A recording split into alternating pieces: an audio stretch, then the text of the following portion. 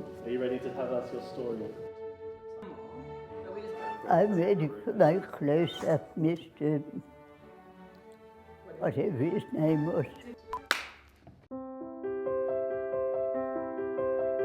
I am 108 now. I was born in 1914, not far from Mossman Bay. My mother was very pretty and my father was handsome.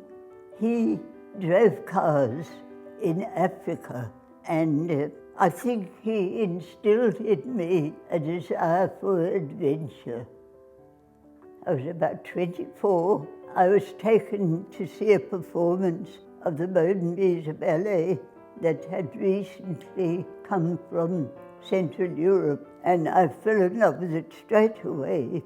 And then the next day I went to look for her studio, and I found her, and she looked at me through her lorgnettes and she said, "Ah yes, you could study and become a teacher."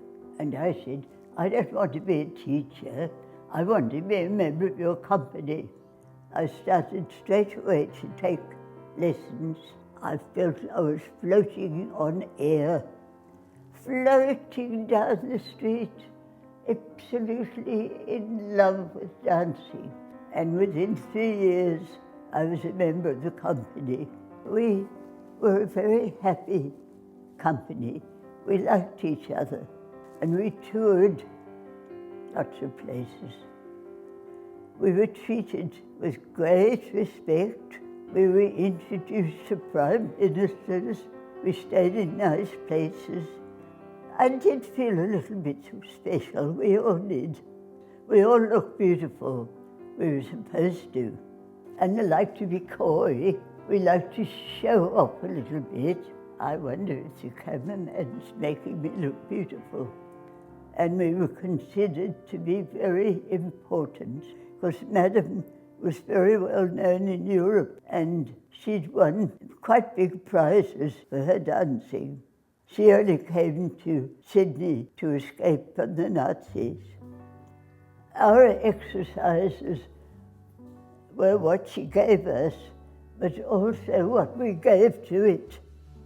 So we could be emotional, we could be closed up, we could be angry, or I could just be nice.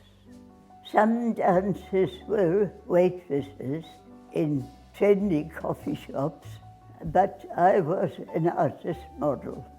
And because I was an artist model, I listened to what the teacher said, and I learned quite a lot about painting. And I've painted and drawn all my life, and I've made costumes all my life. Madam accepted an engagement at the Tivoli, and Chico Marx was a visiting celebrity, and Chico invited me to go out for lunch with him, and we walked along Pitt Street, and I saw a hat in a window. I stopped to look at it, and Chico said, "You just gotta have that hat." So we went in and bought that hat for me. It was a big round one with very beautiful satin ribbon, and it was forever afterwards known as Chico's hat. At the moment, I'm preparing a new dance work. I was inspired by going to Crete, one of the earliest civilizations. I'm doing a quartet, and I take the liberty of using magic, people appearing and disappearing. So there you have it. The dance I really loved most of all was not one of those interesting modern creations. It was the Blue Danube Waltz. Madam's choreography was so good.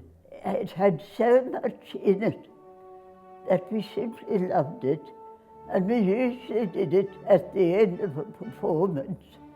Da, da, da, da, da, da, da, da, da, da, da, da, da, da, da, da, da, da, da, da, da, da, da, da, da.